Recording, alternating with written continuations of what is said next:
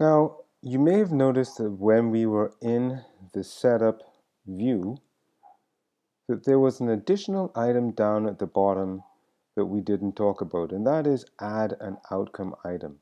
Now, outcome is a different type of assessment, and it really is looking more at a competency or a skill-based type assignment, or it's looking to evaluate whether someone can do something or cannot.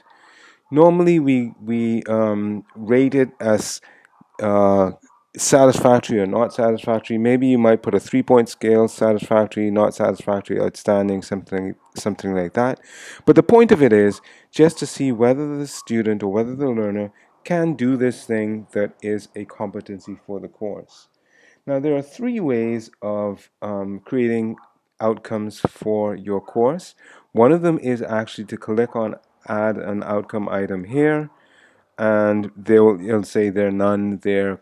Do you want to add a new one? You could do it that way. Another way is to go to outcomes here and add one from there.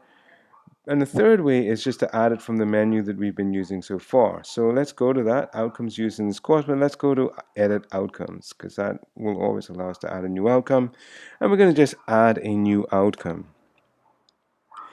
And the general outcome is going to be setting up the gradebook. Short name, setup grades. Standard scale, and there are a couple of standard scales that are in. I'm going to use the satisfactory one. Learner, and this is a description of that outcome. And so learner is able to set up the Moodle gradebook, including with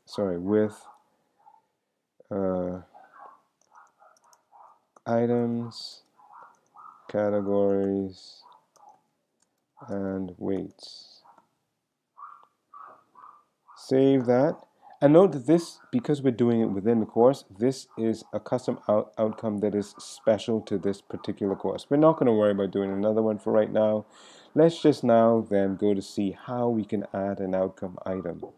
And so I go back to setup, categories, and items, and I want to add a outcome item. And this outcome item, I'm going to call it inputting gradebook items.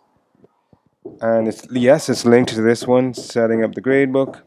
No linked activities, it's not going to be locked. That's all fine. Save changes.